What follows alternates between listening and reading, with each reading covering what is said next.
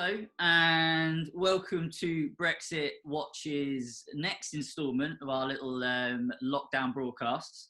Today we have Claire Fox. Claire Fox was once upon a time an elected student union representative. I was amused to find out the other day. She's also a well-known former member of the RCP, along with Brendan O'Neill and the head of policy in Boris Johnson's policy unit. She's director of the think tank, the Institute Ideas, panellist on Radio 4, and probably most well known to you, dear listener, a former Brexit Party MEP. She's also, in my opinion, arguably one of the most well-known left-wing Brexiteers in the country, which I think is very important for the purposes of our discussions. So welcome to the show, Claire Fox. How you doing? I'm fine, thanks. Now I have to do a bit of factual correcting now. Okay. So I'll do quick ones. So we're the Academy of Ideas. Now we were the Institute of Ideas. It's okay. All right. I'll let you off. And also, to be fair to the number 10 incumbent associated with the Revolutionary Communist Party, I don't think she was born when it ended, but she came to some of our meetings and supported some of our stuff when we were LM Magazine. But it would be wrong to suggest that she was in any way an active involvement person in the Revolutionary Communist Party. Unlike myself and Brendan, I just think it's important to correct the record. Okay. Mind you, when you say I'm one of the better known left-wing Brexit supporters, let's be honest, it's a low bar. It is. Sadly, I'm better known because there's not many of us. There isn't, and we will certainly get onto that later, the state of the left and where they are with Brexit. And it's going to be quite hard to keep this discussion on Brexit, but we'll dive straight in. My first question is, does the Dominic Cummings thing have anything to do with Brexit, or is Brexit far bigger than Dominic Cummings? So it's interesting because I kind of shy away from a kind of conspiracy theory that says they're only trying to get him because of Brexit. I don't think it's as simple as that. I do think there's genuine anger about the seeming different rules set for people who are unelected and powerful and ordinary people. And actually, there's a Brexit angle to that because a lot of Leave voters feel, well, didn't we vote against having unelected bureaucrats kind of dictating how we should live and then living differently? However, it's also true that the animus, the hatred, the visceral bile thrown at him has come from a lot of people who have never really forgiven him for being the architect of Brexit in their mind. I mean, he's associated particularly winning the referendum, but he's associated with Boris Johnson having that enormous majority and kind of effectively in the end making sure that Brexit happened. And so you can see that there is a certain enjoyment from certain quarters in hounding him. And that I think has driven it beyond what we'd normally expect in terms of this, apparent hypocrisy. I mean, there's hypocrisy and you can be mad, but my goodness, there is an energy and a dynamism around the campaign against him that I think is driven with a kind of Brexit over their shoulder thought, really. I mean, even if they're not consciously thinking it. That's the thing. But the other bit, Then they had all sorts of Russian conspiracies. And then do you think this is the next incarnation of that anti-Brexit rage, that powerlessness that they feel? Is that a fair comment? I think that's exactly the right way to view it. But as I say, it's not a conspiracy. It's not like a kind of Remain conspiracy. No. And I've also pointed out a lot of Leavers are opposed to him. There's another aspect to the question that you asked, which is really important, which is in my internet connection might be a bit wobbly, but in the way that people understand Brexit, they think it was a Machiavellian, top-down, organised coup against the EU. Mm-hmm. So the explanation amongst establishment figures for Brexit is that it had to have been somebody pulling the strings of the millions of people who voted leave. And so there's become a story which, to a certain extent, I think Dominic Cummings believes himself, and which a lot of Tories believe, which is that Dominic Cummings delivered Brexit. Yeah. But it's a myth, right? It's a myth. The truth is that the variety of leave campaigns, not just the official one, actually added to a dynamic that captured a democratic mood. And that democratic mood was taken over by rank and file voters, for want of a better way of explaining it. It captured the imagination. His slogan, "Take Back Control," is influential because that summed up to a certain extent the way people felt about having been shoved out of the political conversation. Yeah. But he did not deliver Brexit. No. During the referendum. And it's a sort of self-flattery that the Tories think he did. Yeah. It's a conspiracy. It's a refusal to admit that ordinary people actively decided to vote to leave the EU by Remainers that think that Dominic Cummings did it. I mean, he's the equivalent of the Russian bot. You know, exactly. It must be something else. It's certainly not that people actually sat down and thought about it and voted to leave the EU. Couldn't possibly be that, because those stupid electorate couldn't possibly work all that bit out. So it must be some manipulation. And so actually, I think that Brexit is much bigger than Dominic Cummings.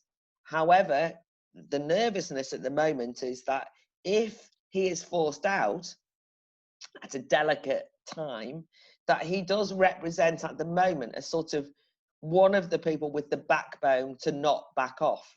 Yeah. And so there is a fear that if he's forced out, that kind of makes a sort of Remain alliance feel they've got a psychological victory, and it makes Boris Johnson and the cabinet feel shaky and defensive, and that they might then, panic in relation to how they deal with Brexit. Yeah. Is that my phone? I think that is, yeah. No worries. I think I love this. I'm in a house that I don't even know who knows the phone number of, so it's even more mysterious. I've now got to turn the phone off. Hold on. Okay. I think it'll all be entertaining for the listeners. We're all having these issues whilst locked down and trying to work. Hello. Claire Fox, ladies and gentlemen. So one thing that struck me was that a lot of Brexiteers went from saying, it was 17.4 million people, to then saying it's all about Dominic Cummings and it can't be both. But then another thing, which I think I've just read the Brexit Watch, Owen Bennett's book. And what I forget, and I think that gets forgot a lot, is quite how lonely Vote Leave were at times. Kate Hoey, Brendan Chilton, John Mills, all of the Labour Leave lot walked out of Vote Leave and sided with Get Grassroots Out. And then actually a lot of the Labour Leave lot celebrated with Aaron Banks on Brexit the night of the vote. Like, they were a very tight-knit Tory clique. And at the point that you made there about Brexit being a diverse movement, and the fact that it surprised a lot of people that you, Claire Fox, a former communist, stood there on a stage with Nigel Farage over the past couple of years, surprised a lot of people. But in a way, it was quite inevitable, because that Tory clique, represented by Dominic Cummings, they tried to own Brexit when it was something much broader. Can you elaborate on that? Yeah, I mean, the shenanigans around the Vote Leave campaign that have been written about and well documented wasn't something that I felt comfortable with. I went to some of the meetings and I did feel as though I was in a Tory clique. Now, there were more than that. I mean, Gisela Stewart stayed with them as a Labour MP at the time, a Labour leaver. But you're right that a lot of people walked out. But it did feel that was the Tory party manifestation of their... So, I mean, the Tory party were Remainers, but that section of the Tory party that were going to go for Leave were about Vote Leave. I don't want to criticise them, but that was not what I was doing. I mean, not just me, but, I was going to meetings that were set up around the country by local Leave groups, and they were not Vote Leave groups, and they weren't grassroots Leave groups, i.e. organised by an organisation called Grassroots Leave. They were set up because people thought, we've got to decide this important constitutional question, and they organised meetings, and sometimes I spoke at them or went and did debates. So I just think that ownership. I mean, we saw it actually in the general election, the recent general election, which no doubt about it, the voters used the Tories as a vehicle to get Brexit done, but they weren't suddenly converted to being Tories. They trusted that Boris Johnson was the only person in those elections who could guarantee that Brexit wouldn't be betrayed. I think that's the best way of saying it. And they didn't think the Brexit Party, which was a kind of insurgent party, had enough about it, or it hadn't got its act together sufficiently in that general election to really represent a forceful impact on the general election. But one of the things that really annoyed me during that general election was the way that the Conservative Party was so arrogant as to claim that now, you know, we own Brexit, we are going to deliver Brexit, we're the only people in town, as though anybody else, and, you know, especially as a Brexit Party MEP, I know, you know, that's the same Tory party that for 3.5 years had not delivered Brexit. It's the same Tory party that before that had led the Remain campaign. I mean, you know, Cameron and George Osborne. And then we had that Remain alliance that was stuffed full of Tories and Theresa May prevaricating and all the things that we're familiar with. 6 months. So the idea that, is 6 months, it's fine, because the campaign was, you know, I think the Tories behaved disgracefully in parts of it, but 6 months down the line, do you think that the Tory party is serving the voters who, as Boris famously said, lent him their vote? And do you think that the insurgent Brexit party was sort of the Frankenstein father of this current Tory party, which is ploughing head forward, ostensibly, towards a no-deal Brexit? And do you think that's a good thing? And do you think we set that in motion? And do you think they are serving those, particularly working-class voters, who really wanted Brexit and used that Tory party as a vehicle, as you say? It's 6 months down the line, is it working? So it was absolutely the case that they did indicate a certain humility after getting that huge victory. Certainly rhetorically, you've just quoted that they realised they had been loaned those votes, and they were slightly, I mean, I do know that there were discussions in Number 10 that were literally, they didn't know some of their own MPs who'd got elected. They were so shocked at the numbers. It was like, where is that place where we now represent? I mean, no one had ever been there. So, you know, the collapse of the Red Wall, the kind of insurgency of the Brexit Party around the European elections transferred over into the electorate being savvy enough.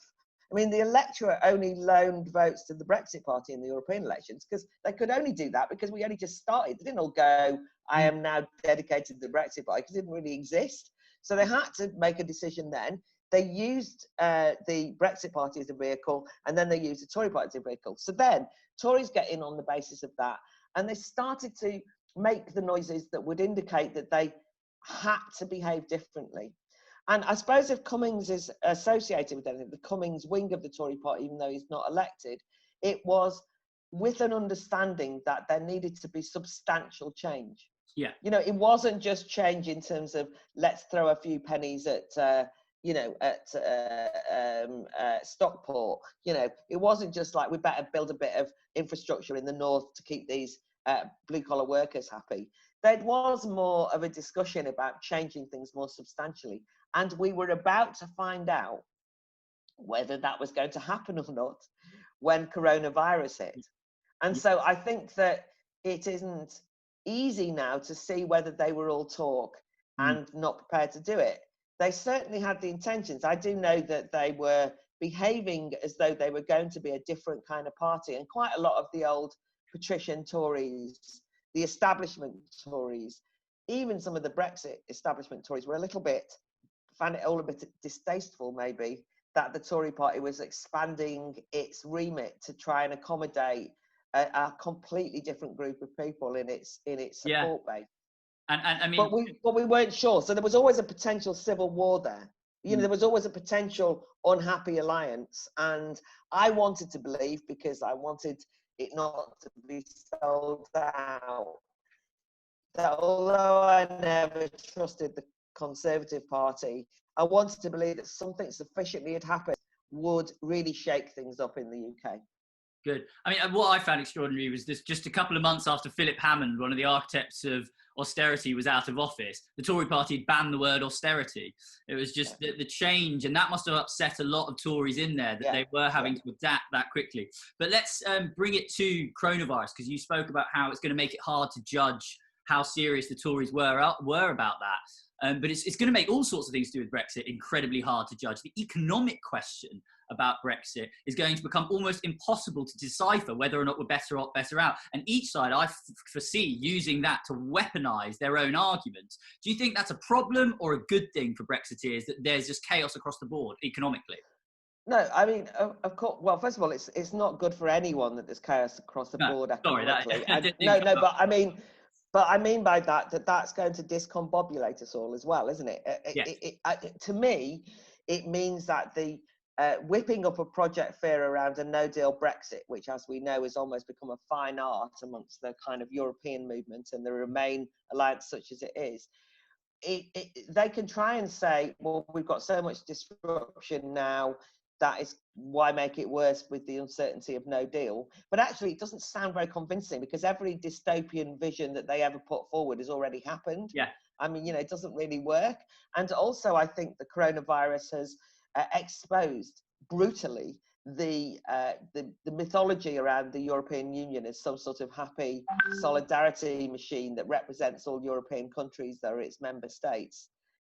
When you look at the extraordinary, savage impact of their neglect of Italy, the way that borders have been closed, freedom of movement is over for everyone temporarily. Some of these kind of like arguments, and although they've just announced that German-French led, a package, it's very late in the day. So you've got people like Yanis Varoufakis and a lot of people around Europe just saying, Yanis Varoufakis, just because he was one of my kind of left-wing EU skeptics who then refused to back Brexit, has recently come out. Annoyingly, kind of saying, no, it's far right and I can't do it. And, he set up some reform, and I can't remember what it was, Remain and Reform. But anyway, he's now come out and said, well, I didn't want Brexit, but I have to admit that Brexit was the right decision now, because the EU are a toxic organisation who destroys everything in its wake. Yeah. So that's and that's because of coronavirus. So, and let alone the fact that if there was ever an indication of economic liability, the being in the EU now is even more frightening economically. So in some ways that's true, but it is true that, it is true that you don't want anyone to do it. You don't want, if there are economic impacts of Brexit, I'd rather own them than try and say, oh, it's coronavirus. Yeah. But on the other hand, so much of the economic collapse that we're likely to see will be coronavirus, and some people will try and say it was Brexit. So it's a difficult thing to untangle. There's certainly a blame game coming down the way, I think. And unfortunately, however, I think it's great that you say we should own it, because Brexit wasn't just about economics. It was about freedom, it was about sovereignty. And if there is some effect, a lot of people put their hands up and said, I'm prepared for there to be a hit, which I think is great. What do you make then of the recent, I'm going to call it the war of letters between Mr. Frost and Mr. Barnier? Mr. Frost has been very forthright. Nigel on the radio last night said that he thought David Frost was doing a fantastic job, which he never would have said about Ollie Robbins. But at the end of the day, it's still just a war of letters. It's not actions. They're just sending angry letters to each other. Do you think it will come to anything? Yeah, but I think that what we've seen from David Frost, in a way, is the kind of tone in relation to negotiation that I think, all assumed would happen in 2016. I thought that's what the negotiations would be like, that you'd go to the EU, you'd say, if you were a negotiator, right, we've now made these decisions as a sovereign nation, we're going, blah, blah, this is what it means, and, we're happy to talk, but, on our terms, right? And obviously Ollie Robbins did do that. They basically went and, paraphrasing, of course, said, oh my God, the British people have voted this weird way against what we advised them. How can we get out of it and come up with something that keeps everybody happy, which was obviously hopeless. Yeah. So I think that what we've seen in David Frost is the ability for the UK to behave as a sovereign, entity, and to take itself seriously in terms of honouring that democratic mandate. So, I think Nigel, I don't listen to his LBC show, but I think if he said that, then he's got a point, because I do think that all at this stage you can do is say David Frost hasn't said a word wrong. I mean, I don't disagree with anything he's argued. It's a perfectly reasonable form of negotiation. And one of the things that's really funny is watching Barnier and the EU's negotiators just not being used to that form of negotiation, just assuming that somehow there will be a dependency on and a desperation to stick with some kind of a relationship with the EU at all costs. And when met with a different approach, just an inability to understand. And of course, it's always been that inability of the EU bureaucrats to understand that, in a way, led to Brexit in the first place. So it's a war of words, and we don't know, what compromises will be made along the way. I've always thought that there would be some compromises, but it's to a certain extent that the withdrawal agreement has inbuilt within it lots of pitfalls and lots of dangers, and that's one of the things which the Brexit Party already argued during the general election. I understand the electorate just sort of said, let's get on with it, and Boris had got some concessions, but it's not a withdrawal agreement that gives us an ideal position to be in. So within that context, Frost is doing very well. It's just very difficult now to know whether, in the fallout from, sadly, the Dominic Cummings thing, as I've mentioned, whether that will mean that the British side loses heart in some way. And there's obviously complications such as the Northern Irish issue, dare I mention it, that slightly, I mean, not just muddy the waters, but which have always been a fudge, and they were a fudge in order for Boris to get something so that we could leave on the 31st of January. But it's an unsatisfactory resolution, let's put it that way. And so it's was always open to, it becoming another sticking point. I do think that, at this stage, I think that they're not doing anything wrong. I think in the end, we really should just walk away now. Yeah. I mean, I think you carry on saying, this is what we want. We're happy to do a deal, but if you're not, then we'll go. And that's what he's saying. I think the way that Barnier is behaving, there won't be a deal. And do you think that's likely, the most likely outcome at this point? Northern Ireland in mind and other things? It requires courage by the political leadership of the country.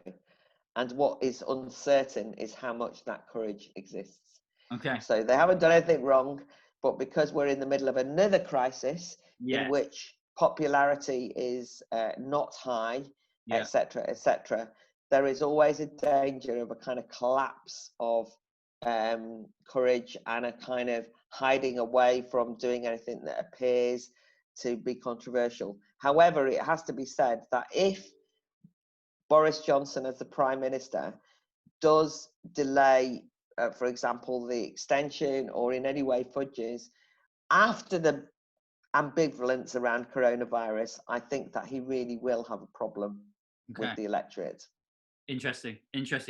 I want to move quick. I'm going to talk about your time as an MEP later, but quickly, I think one of the most interesting points I think that you make better than almost anyone is about the broader, wider, harder to define democratic renewal that we could see domestically in the UK after Brexit.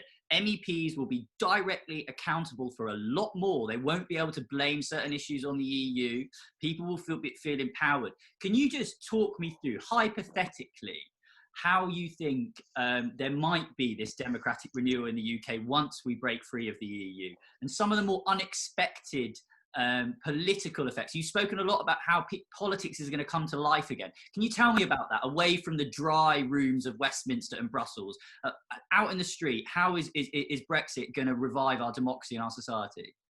Well, first of all, people gained confidence that they could be political actors, that their voice mattered. And I think that for many, many years, the way that PR works, the way that first past the post works, and so on, people hadn't felt their vote counted.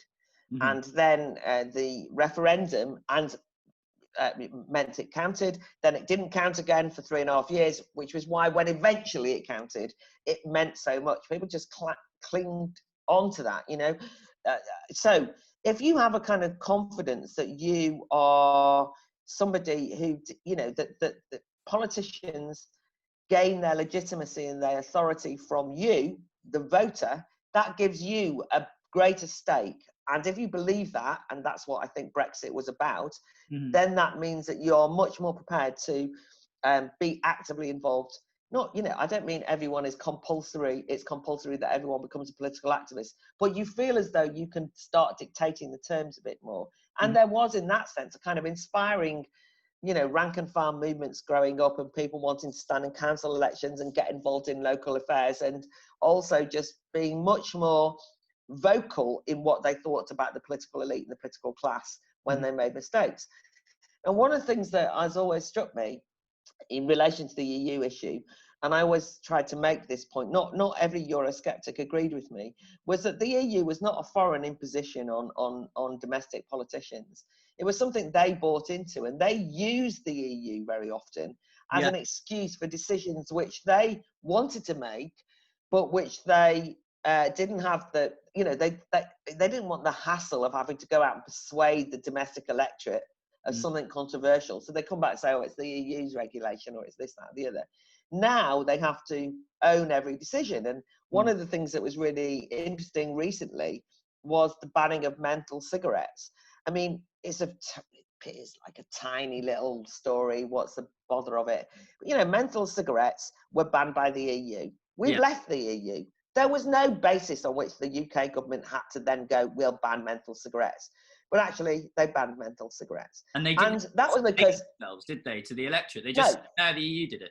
Oh yeah, well, it's just, you know, it's we're still in transition, so we'll do. But we know that the Public Health Brigade, who now appear to be running the country in a different way, we're adamantly obsessed about lifestyle issues. And so that was a really dangerous indication of what I think that politicians have done in the past, but will carry on doing. And I suppose what we've always got to look out for is the new ways that the political elite find, whoever they are, of ring fencing off decision making from democratic accountability. Now, the reason why coronavirus matters is because there is now another way in which democratic accountability has been ring fenced off, and that's by having the emergence of scientists and epidemiologists and virologists and behaviour psychologists being the people who they say, it's not me, Gov, it's the science. We're just following the science. Now, I think that maybe as a consequence of Brexit, people start to notice that trend and start to think, well, come on, you've got to own it, right? Stop saying it's their fault, you know, what you're deciding, because it's absolutely appropriate that any politician in the middle of a public health emergency, which this has been and is, would talk to virologists and scientists, of course. Yeah. But you can talk to them, but you've in the end got to make political decisions that you say I am accountable for. Yeah. You know, I've listened to you, and also there's lots of scientific conflicting evidence anyway. But this lockdown is because we believe, having listened to you, but we're making this decision.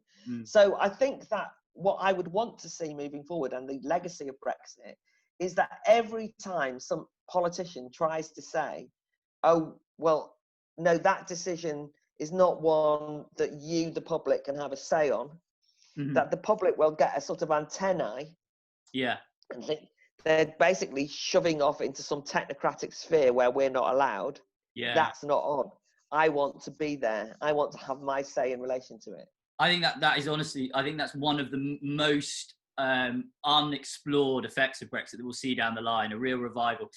But tell me about your time as an MEP then, because I read an interesting thing, a statement from Alan Skegg the other day, the founder of UKIP, and he was arguing that if Brexiteer MEPs were elected, they shouldn't take their seats in the European Parliament in a similar way to that Sinn Féin doesn't take their seats in the British Parliament because they fundamentally don't believe in it. But I think that what you've just explained about how you saw and exposed the anti-democratic tendencies of the EU, whilst being inside it, was a good reason for taking up those seats. Those famous speeches by Nigel, looking them in the eye, exposing that. So, I mean, how do you see those two arguments? Do you think you've just done a good thing by heading into the heart of the belly of the beast and exposing it? And how do you feel after leaving the European Parliament? Yeah, so I think that these are tactical questions, and you could have said we weren't going to sit. And, you know, as it were, some MEPs were more active than others in kind of going over to Brussels or Strasbourg at any time. And especially during the general election build-up, you know, some people have spent more time in the UK. But you just mentioned those famous speeches by Nigel. And I think that that's an important thing to note, that what people associated with being an MEP, particularly a Eurosceptic MEP, was famous speeches by Nigel in the UKIP era. And what was very important, I think, by the way, Nigel endorsed this approach, so it's not an anti-Nigel point, was he knew that for the Brexit party to not be UKIP Mark II, which it wasn't, no, it wasn't. What needed to happen was that the European Parliament became the site for a lot of famous speeches by everybody else, not Nigel. He was so if you look at the kind, of, it was a broad church, and so it was as important that you got a speech by June Mummery on fisheries, that you heard Robert Rowland on the Green New Deal, that Matthew Patten stood up and talked about the hypocrisy in relation to them calling for diversity, but looking around an all-white European Parliament. All these things became... Martin Dawsey called it Darth Vader and the Death Star. Exactly. All of these different things, you know. Michael, I mean, everyone, I've only just... I mean, I wasn't trying to single out, because I think everybody who was an MEP used the opportunity to raise those issues. Now, it had two effects. On the one hand, I think that we felt that we were sharing that at home. We were trying to be the voice of the electorate that had elected us, to kind of go into the heart of the beast and make those points. And through making those speeches, expose what was going on there even more. I mean, almost like a kind of, I mean, I was doing kind of every few days doing pieces to camera, which, you know, is not really what I saw myself as doing. People loved them, because they felt I was going in there and kind of exposing things to them. It was like almost like a kind of brand of journalism. You know, I am here. I've just been in this committee meeting. Well, I hope they enjoy it. Otherwise, they're not going to watch this. But... No, I know, but I got a lot of feedback. People said, "Oh, it's really interesting having you there telling us what's really going on." So there's that side to it. But actually, I think it had an impact, ironically, on the European Parliament, because our fellow MEPs, when we first arrived, thought two things. First of all, it was obvious they'd bought the Remainer line, that nobody in the UK really wanted to leave, and that Brexit had been a terrible error of judgment in 2016. Everyone had, and they kind of like, they basically, it sounded like they'd kind of bought a kind of Lib Dem hook, line and sinker line, you know what I mean? And that was what it felt like. And so they treated Nigel Farage and the Brexit Party as absolutely naughty children, put at the back, in offices further away from anyone else, cutting you know, kind of off. Complete contempt, right? And they wanted to say, "Oh, you lot, you're not interested in being here. You're always in the bar," which we weren't. All of this. So anyway, over a period of time, we weren't there that long. It suddenly dawned on them that actually we were more regularly in the Parliament than a lot of other MEPs from anywhere around the world, anywhere around Europe. We regularly attended committee meetings, most of us. We made serious speeches. We did a lot of media. We were players, right? And so they had this sort of shift. At the end, when we were leaving, quite a lot of MEPs from other countries came up and said, "I have to say, you lot made a big impression on us. And you made us realise that Brexit was A, not dead, and B, represented far more than just Nigel Farage's crowd." Or Dominic Cummings' crowd. Nigel, but they hadn't really even thought of, at that stage, they didn't know about the Dominic Cummings. Do you remember? Brexit was over. So as far as they were concerned, what the Remainers had managed to do was to make out that Brexit was some associated with UKIP, who they'd basically written off as some sort of xenophobic, mad kind of like proto-faux fascist. Somebody called me fascist light last night. You know, all these terrible insults. You know, degenerate, not political. and I'm now going to be very self-regarding, but I do think they suddenly thought, actually, some of these speeches are rather sophisticated, and these people seem to know what they're doing. They're quite well briefed in their committee meetings, and we became a thorn in their side, because every time they tried to say that Brexit had no support, somebody would pop up with another argument saying that's just not true. And I think it did slightly alter the atmosphere. And when then the general election confirmed that they well, no, not the general election. When Theresa May went and Boris Johnson got elected, they then realised that actually the Brexit Party weren't talking rubbish, that actually the Brexit still had a purchase on the British public. Yeah. So I think it was a good idea that we went there and that we took the opportunities that we did.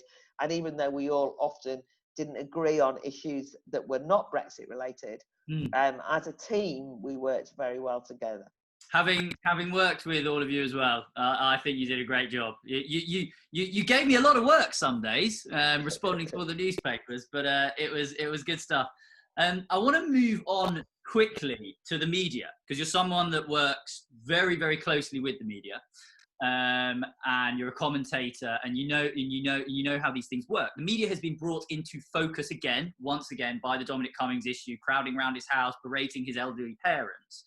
And so my question to you is: did the media learn nothing from Brexit, or did they, or are they behaving as we expect them to? So for about 6 months, maybe it's less than that, but in 2016, I remember talking to lots of journalists who had a moment of mea culpa. They sort of realised that they'd missed the story. They just didn't expect Leave to win, and they couldn't understand. Now, if you're a reporter going out to talk to people and you didn't even think this was going to happen, it means that your investigative journalism, your journalistic snout had somehow got lost. And they admitted things like, actually, it is true that when we went and did interviews, when we were looking for people who were likely to vote Leave, we kind of would find some, possibly slightly inebriated bloke in the town square, who'd say something, you know what I mean? And then when we wanted, they had no idea. And then afterwards they went off and they went and interviewed all these Leavers, and genuinely, journalists said to me, quite a lot of them are really smart, quite intelligent. And I said, yes, I know. I know that in your head, they're knuckle-dragging racists, but actually, they're just ordinary people in the UK. I mean, this is ridiculous. Anyway, the problem was that moment of insight that they had got lost fairly quickly. And it became obvious as well that if you, once the kind of Remain backlash against Brexit, the attempts to stop Brexit happened, there was quite a lot of people I knew in the media who voted Leave. And I only know that because they knew I voted, because I was vocal. Quite senior people in every broadcast station in this country voted Leave, and nobody knows because they couldn't tell anyone. In other words, they were secret Brexiteers. So it's not I know everybody thinks. Yeah, I know. Completely keep it secret. It's extraordinary to think of, isn't it? Yeah, I know about 15, 20 across. All right, across, and there will be more because they're just people I know. Yeah. And they've obviously all told me, and I wouldn't betray them because I'd be frightened they'd lose their jobs. They really are frightened. How shocking is that? How shocking is that they don't, that they feel as though they would be punished. So that's a terrible thing. So in that sense, their initial attempts at any kind of self-reflection sort of got thwarted by them joining the bandwagon of Brexit's not going to happen now anyway, and going along in a way with the kind of Remain backlash. And I think they have become compromised in the sense of not recognising that they have become much more of an activist media than in the past. Maybe it's been a gradual thing, but it's become more exposed.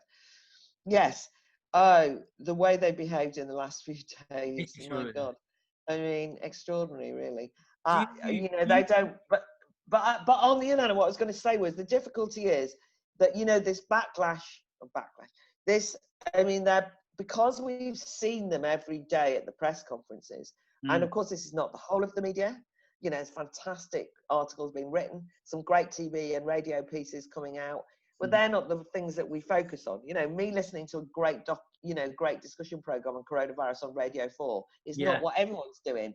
Seeing a great package on Sky or even on Newsnight is not what you focus on. What you focus on is the fact that the nation is sat around watching the daily press conferences and having to listen to these inane, gotcha, repetitive, self-regarding questions from the lobby journalists, where you've just felt that they were never, ever, ever going to ever ask an intelligent question, and that all they wanted to do was to kind of destroy the government's strategy. I have been very critical of the government strategy, but my argument was that the journalists didn't ask intelligent enough questions. They just kind of asked, and they became campaigning before the lockdown started.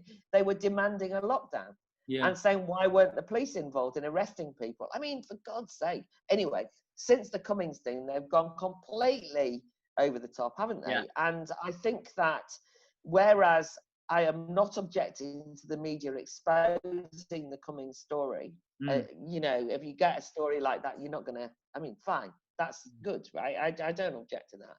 But it's the absolute sense of moral certainty that seems to drive them that I think is the most offensive thing. I worry counter to that the backlash against mainstream media, and I say mainstream media because it's projected as I no longer trust the MSM, where people have got sort of trending scum media, is not helpful because I believe in press freedom. I don't want people to say scum media. People are calling for almost like a Leveson 2. They need to be regulated.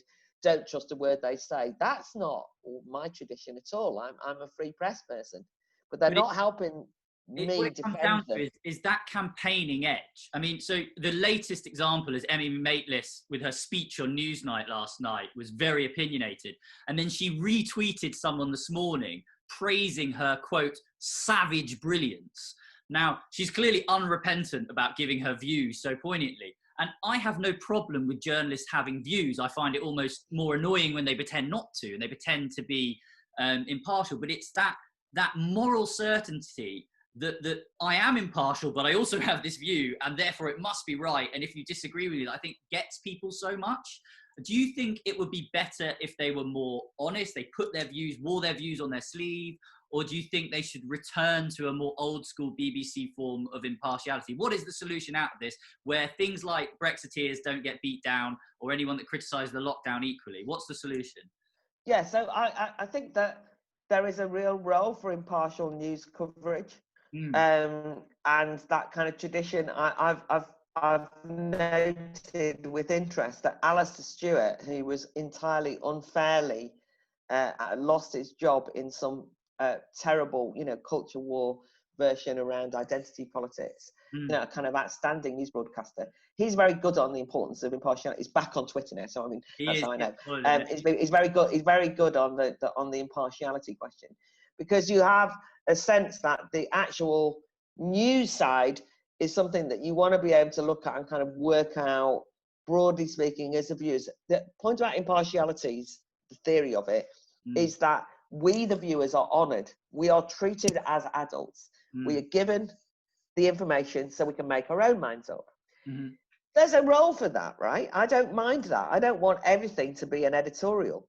But you're absolutely right that if you're going to editorialise, and I've got no objection to that, then stop hiding behind the impartial news heading. The problem I have with that Newsnight introduction by Emily last night was that we're told it was impartial. Yeah. But it wasn't. So I don't mind if she's not impartial. I don't mind if Newsnight issue a statement and say, actually, we're going to do an editorial at the beginning of each programme. Yeah. That's not impartial. Doesn't mean it's wrong. Doesn't mean it's incorrect. It's just an editorial. We'll editorialise. But they don't. They say that's impartial. Yeah. So it's a bit like confusing opinion pieces with news pieces. There's meant to be a distinction. Yeah. The world would be very drab if we didn't have any opinion writers and we only had a kind of bald rendition of the news in newspapers. I don't mind a bit, but we know that they're opinion writers. There's a picture of them. That's it. I think we've had the emergence of something that's happened is we've had the emergence of celebrity broadcasters. Oh yes. And as a consequence, they have become as much of the story as anything, and they feel that they have an obligation, which is fine. But then let's pretend they're like big name. You know, if there's a big name, a big beast comment writer like somebody like Rod Liddell or David Aronovich or all this, at least we're clear. They write opinion pieces. I think therefore we should be clearer that the likes of, I don't know, Adam Bolton or Emily Maitlis or all these people probably are in that category. Very skilled at what they do, but don't then hide behind the BBC impartiality rules and pretend that you haven't got an opinion, because it's annoying, because that insults our intelligence. Yeah. It's something that I think they need to learn after Brexit, and they haven't learnt it. They're tone deaf. I mean, there was one funny bit where, sorry, I'm overexcited. When the polls came out, I think Sky commissioned a poll saying that people didn't trust the media around coronavirus, and there was a collapse in trust in the media. The response from most journalists, most of the high-profile journalists, was to say the poll shouldn't have been commissioned. Classic. What? Why did we commission that poll? Says someone at Sky. That's actually but good. Or don't believe the polls, even though every time I go on the TV, somebody said the latest poll figure. It's like so you don't want to believe the polls that say you're unpopular, right? Yeah. Or to say the reason why the public don't support the mainstream media is because they want a kind of happy news. They don't understand the importance of journalism. We, however, do. And when Ian Dale, to his credit, said, I actually think that this poll should give us pause for thought, he was attacked by his peers in the media, who then went on to say, you're not a proper journalist anyway. You're only an LBC presenter.